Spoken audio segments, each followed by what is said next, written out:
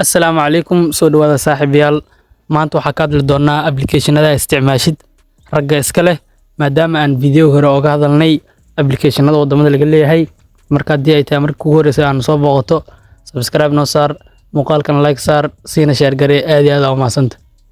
intaan video u gudagalinna maanta waxaa la marayaa maalintii ugu dambeysay sanadka 2024 ma ka faa'iideysatay mise wuxuu kugu dhaafisay ciyaar bal commentiga noogu soo qor aan gudagalno muuqaalkeena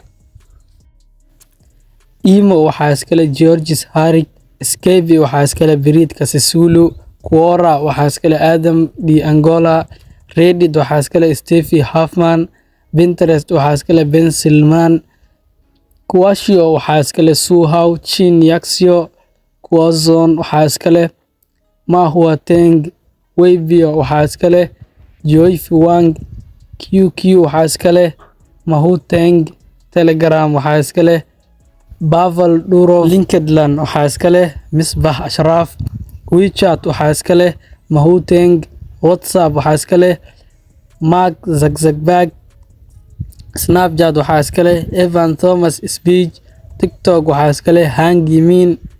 Twitter waxaa iskale Jack Dorsey, Twitter maadaama loo bixiyay X loo bixiyay laakiin hadda lama dhaha. Instagram waxaa iskale Kevin Systrom, Messenger waxaa iskale Mark Zuckerberg, YouTube waxaa iskale Jad Meredith Hadley, Facebook waxaa iskale Mark Zuckerberg. Intaas ayuuna ku egyahay muuqaalkeena tan iyo kulanti dambe. Assalaamu calaykum waraxmatullaahi wabarakaatuh.